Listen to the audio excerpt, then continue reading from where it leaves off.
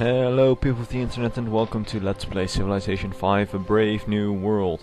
This is episode 3 and in the last episode we just created the wonder. We just created the Colossus of Rhodes. Well, actually the Colossus in this game, it was originally in Rhodes, the Greek city-state I believe, and yeah, we were in okay shape. We were a little bit weak on the military side, and we were looking to expand onto this island and maybe go to war with China for this little city here, which I would very much like to have. We almost had African forest elephants, which would boost our military extremely. And we could even move over mountains once we got a great general. So yeah, we are in okay shape. We need to watch out for Russia, the strongest military, who has the strongest military in the game right now. But we have made a declaration of friendship, so we should be alright. Yeah, we're also going to look to get the Great Lighthouse, and we might want to start getting our trade going a bit more. We can still get one more trade route, so that would be good. And I would love to get some harbors going with the compass, which is our next priority after horseback riding. We do need a few technologies at the start just to get everything going. Might actually also want to pick up masonry. Don't want to delay compass too much, but it is good to be able to improve everything. So yeah, we're going to do that and just hit next turn. The turns in the start of the game of course go quite fast, and the later game it goes extremely slow, so in the Let's Play I might have to actually lower the graphics and disable animations just to get those things going. My kingdom for a horse. Yeah, it's a horse. Well, actually not. We get elephants. So, okay. So we keep scouting around this side just to get the last parts of our continent, and maybe we could just find an entirely new continent here, but I don't think that will happen. I did have one game where I actually thought the continent was a lot smaller than it actually was, and I just found 2 more civilizations at the end of the game, which was a surprise to say the least. And okay, we're going to move you down to Hippo Regius, and we're going to actually move you. What are you going to do? You can make a. Do we actually already have trade routes? Wait a minute. We already have a harbor before we get the technology? Oh, that's actually fantastic. So we don't really need to rush to compass. It would be nice to get some galleys. This actually changes a lot. I think we got it once we got the wheel, so we could make trade routes, I think. I did not expect that, so actually we could focus more on a bit more colonization before we go to war. So we might just want to go and colonize this little island here and also get these runes. I will need to think about that. We can just hit next turn while I do. Because I was going to rush for those harbors, because we could get a free one in every city and just get a phenomenal trade boost. We should not have to build all those roads. It would actually be great. But now we actually found some barbarians. Just need to get our scout out of there. Now we can actually focus more on colonization. So I think what I'm going to do is here in Utiku. I of course pronounced that on the worst possible way. I'm going to make a new settler, and maybe in Hippo Regius I'm going to make a new boat to actually move, help the settler get to the island against little rebel ships. We can actually also move our Quinquireme here back, and we would be in good shape. We can get a few extra colonies going, a few extra cities here, really get some trade going. So it would be a good chance, but do we then still want to go for optics really fast, for compass really fast? We do get some more fishing boat, an additional trade route. That's actually phenomenal. I think we're still going to go for compass fast, like in the same order that we're going now. We are not really looking into a lot of military, although we would want to go for guilds to just get this East Indian Company going.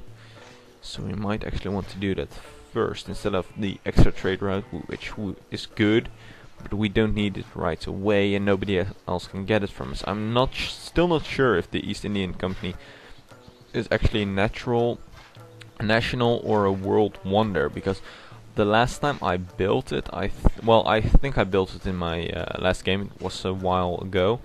It didn't get like this little pop-up with a little story, but I'm not sure if anybody else could build it. So I'm really a bit confused about like some of these wonders, like the Artists Guild and all these guilds and the East Indian Company. So I'm not sure if we are going to have to rush towards it or if we can just actually take the back road and go for compass first. Well, since we are now not going to war really fast, I think, because we already have some harbors and we can first establish ourselves a bit more before we go to war. We might still do it, but we can actually go for guilds after, and then we'll actually, I think, automatically pick up masonry. No, we won't. So we get masonry, we go for guilds, then we go for compass, which would take us a long while, but I think will be worth it to go for guilds before compass.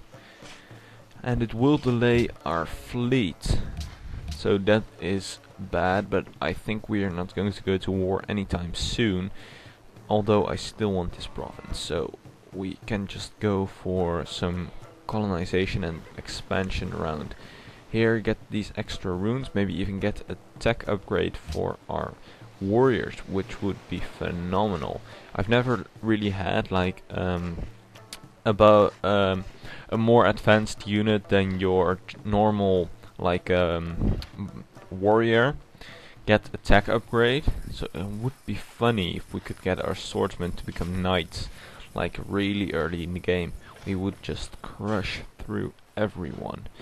So we're going to hit next turn while I keep thinking about this, because we are going to still try and get the Great Lighthouse, which costs us 14 turns, which delays a great amount of production. That's why it's so risky, because we could have gotten out some more ships, we could have gotten some more settlers and been a lot more powerful if we wouldn't have gone for some wonders. But that said, wonders do help a lot in the later games as well, so it is a thing you do want to have one or two from. But in most of my games I wait for the second wonder I build to a bit later time period, so I'm a little bit more established and have a bit more sense of how far I am in everything and how good the AI is. But that said, How happy are those whose walls already rise? yeah, we might build some walls. But that said, both these wonders are really good for fleet and trade, so I do want to have them both. We found a natural wonder. That's actually, what does it give? Happiness. Well, our happiness has increased. What does it give when it is worked? So 10 gold. Oh, that's actually phenomenal. So we actually could also try and just go all the way around and build a little city here. We still get truffles, and then we don't really need this city, although it's still good to like have this long coastline. 1, 2, 3, 1, 2, 3, and then the city can expand one more, and we have like this entire coastline is completely in our control, which would give us a bit of power in that sense. So we let's see, what are we going to build? We can actually build up the city a bit more with a lighthouse, which gives us food from ocean tiles. Production from sea resources work, but we don't really have any resources around here. Do we have some fish here? Yeah, we do have some fish here, and we are going to pick that up. So lighthouse would be better in Utique, but it would not be bad, of course. We do get some ocean tiles here, so we will get some production from that. But that said, we could also build some more ships or units, and maybe an extra cargo ship to start trading with China. Here we would have to move it to or just another land trade route. We can just move it to Carthage, which I believe already has the... No, it doesn't have the caravanserai. So yeah, okay, we're just going to build yeah, we're going to build a cargo ship here to get our first sea trade route going, which would be nice. So you can see all your trade routes here. It's really really handy with trade routes available. So if we wanted to have the most gold, we should actually start trading a sea trade route with Cahokia, a city-state. So I think I'm actually going to go and do that then with that boat. Otherwise we could go for China, which also gives us 7.1 gold, and in this stage of the game that is quite a lot. And we would actually receive 3 signs, and we would give them only 2. So might actually do that just to get that science a bit more going, because I believe we were last in that. No, we are not anymore. We're actually right in the middle, so that is good. We are the weakest in soldiers, number 8 there, we're number 4. So actually in science now we have caught up a bit. That is phenomenal. And Russia's actually behind in that respect. Russia's actually behind in about everything except for military, which it isn't even number 1 anymore. So that is actually good, meaning that they are not too strong, and we can actually be a lot more safe. We do have, of course, have a declaration of friendship with Russia.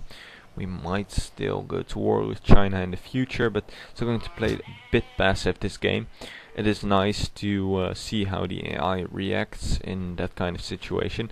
In my other game I was playing with Zulu, and it was extremely militaristic, and everybody started hating me except for the people who were that afraid that they just tolerated all my shit and actually were nice to me, which was surprising to say the least. Normally in the old style you would have a lot more like aggression against you when you played militaristic, but that wasn't the case with the first Brave New World game that I finished. Well, not finished, but I'm now in such a position that it is basically impossible to lose, and I could win in about 5 ways. Actually in every way I would like. So yeah, that is quite surprising. The AI was actually improved in A Brave New World and also in Gods and Kings. So, but Gods and Kings, I think you get all the features in Brave New World that were in Gods and Kings, like the religion and stuff. So if you do want to start playing this game, you should try and just pick up Brave New World and the basic pack to get the most complete game. And I do recommend it because the standard game is fun if you haven't played any other Civilization games, but if you've played any of the other ones, then you do feel a bit let down. Like it's a little bit too simple, and the AI is a little bit too bad and stuff like that. So I would recommend to get A Brave New World with that, and it is extremely newbie friendly. I would recommend to start on Prince if you have any like experience with other strategy games. You have like a basic knowledge about how to move your units and how to do things, and I would maybe start a little bit lower than Prince, but if you don't, but even then I think Prince is the best difficulty to start on, and then up it to Emperor if you get a bit good, because I don't like the highest difficulty, because then the AI just gets unfair bonuses, and I like to keep it a bit fair. They can have some bonuses like in King and Emperor, but not have like extreme production bonuses and stuff that you really need to work your ass off just to keep up, and you need to do the optimal strategies to actually win. So that is that, and the Pantheon has been built, so the Parthenon. Mathematics is the gate and key to the sciences. Mathematics. So yeah, the wonders do get built fast. Most of them get picked up relatively early. Of course, there are some exceptions, and I have no idea what I'm going to do with this worker now, since I have nothing to build anymore. We might wait a second. Do we have yeah, we have masonry now, so we can just actually buy a tile here. Spend some of our gold, move it there, and he can improve that. And we are going to we don't really have anything for our for our scout to do anymore, so I'm just going to think I'm going to disband him and just move into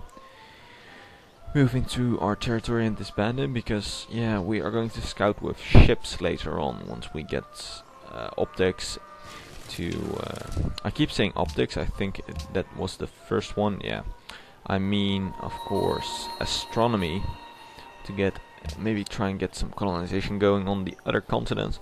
So with the pointiest sticks, Russia is still second, although this unmet player is extremely powerful, has almost double the, has 153 more military, well actually more. Never do math while you're commentating, so it has a significant edge over Russia, and we are number 6, so we are stronger than Wu Zetian, so we're stronger than China, and we aren't that far behind. So that is good. I don't like to be last, don't have to be first or anything in those graphs, but when I'm last I do get a bit worried that I'm just going to get stomped over, because it has happened in a few of my games. So, okay, what are you going to do? I think I've built a bit too much workers. I think 2 would have been better. We might want to actually see where we're going to build some roads to. I don't think we need a road between these 2 cities, not yet at least, because we already have the trade established and it is mostly flat, so our units can move fast between the 2 cities even without a road. Although I do like to just get roads in between all my cities. We're not going to do that, so we're going to build a settler soon. In 6 turns we're just going to build a new settler in Carthage and move him all the way up to this island and start expanding there. We can get some trade going in also relatively short time, 7 turns.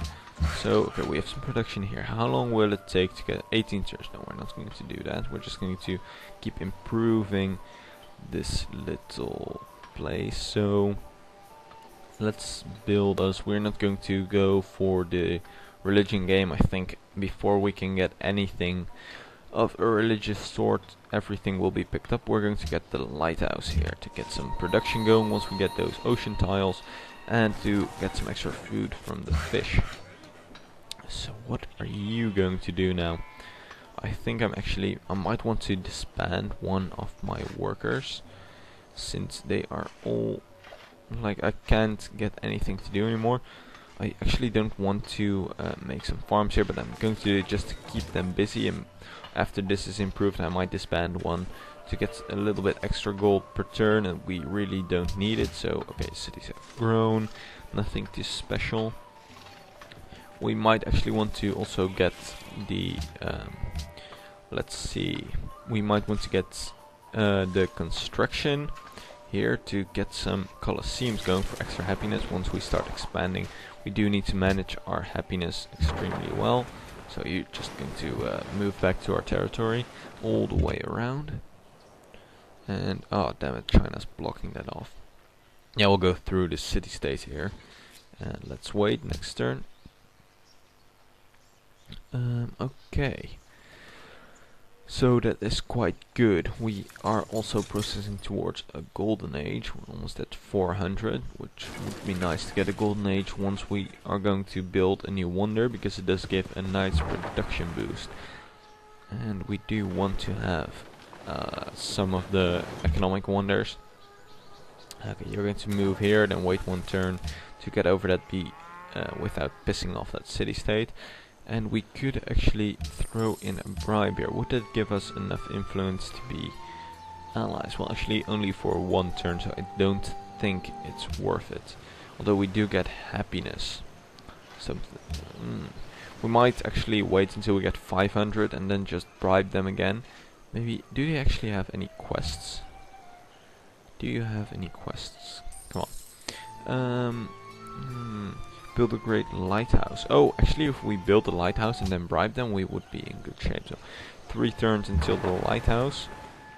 It would be nice to get that. Then we can actually get an ally, get the happiness we need to expand some more. And if our scouts... No, we're not going to send our scout with the fleet, like the little fleet we're going to send there. I think we're just going to send this Quinquireme and build one other to actually defend our people. We're just going to move it here, heal it up, and send our settler with it. It is a long journey. We do need open borders with Wuzhen, actually. Wuzentian. Okay, well, we are great. We do have a good economy, so you have truffles. What would you want? So, okay.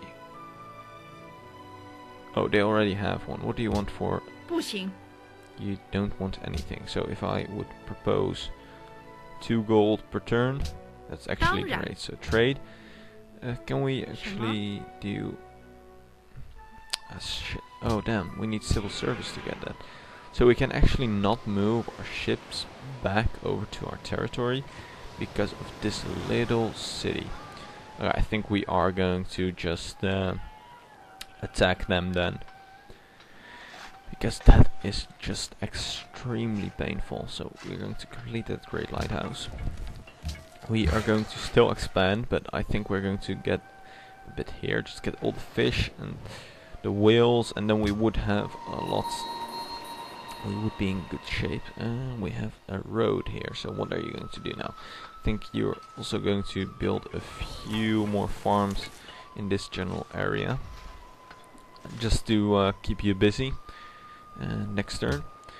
And I am going to start building a fleet to take that one city from Wuzentian, because I now have an extreme hate over. Yeah, I really am mad about this one city blocking off all our things. If she would have just moved it a little bit, like here somewhere, we could, I think, get around it. We do need civil service, so that is actually not that far away, but still, to get open borders I think we both need it, so that will take a while. And we do not want to wait that long to expand. We want to have a nice and early edge over all the other players and just keep doing that, because I am scared that, let's see, this #1 player is Rome and has massive soldiers and starts stomping around and conquering everybody, and then we are up against one hell of an empire once we do meet them, and the wars will begin, because that I did set them as our rival. I normally don't really set rivals and let everything random, but with Carthage and Rome. They that go down to the sea in ships, that do business in great waters, these see the works of the Lord, and his wonders in the deep. Well, we will be doing a lot of business overseas, so it would be nice if we saw the wonders of the Lord. Always like these little texts, they just add so much flavor to the game. Make it a little bit more fun to like discover technologies and build wonders and stuff. So okay, we're going to create that. You are going to build a farm here. Once we've expanded a bit more, we can, of course, you're going to go here. We can just send over a few workers to start improving around here, which would be nice. Then they still have something to do. I think I'm going to buy, actually. Oh, they are getting close. So I might just want to, yeah, I'm going to do that. Just going to buy some territory here to make sure we get that and they don't. And choose production. So yeah, we can focus on our fleet first to try and take that little city, or we can settle here before we do that, and we would want to have all this before Tyre starts to expand a bit more. We do need to get here. Yeah, I think we're going to settle first and then focus on our fleet with all our cities. We can actually complete this, so a great person actually comes to our... okay, what do we want to get? A great general would give us nice military ability, but then we would actually want to have the great admiral. But I don't think we're going to do that. We could get the great engineer to rush by a wonder, which is tempting, or we can get a scientist. Yeah, I think we're going to go for the science bonus, and what we're going to do is then we are going to actually build like the academy here to get the science bonus. I think once you get like before you enter like 1000 BC or something, once you get great scientist, it is nice to get the academy, because the amount you get for just discovering a technology is a lot less than the amount you will get over time once you build the academy. So we're going to go that. We now have the great lighthouse, and we're going to work on expanding a bit more and going to war with China in the next episode. I'm going to cut it off here, so thanks for watching. Please leave some feedback, and yeah, I'll see you next time. Better is bread with a happy heart than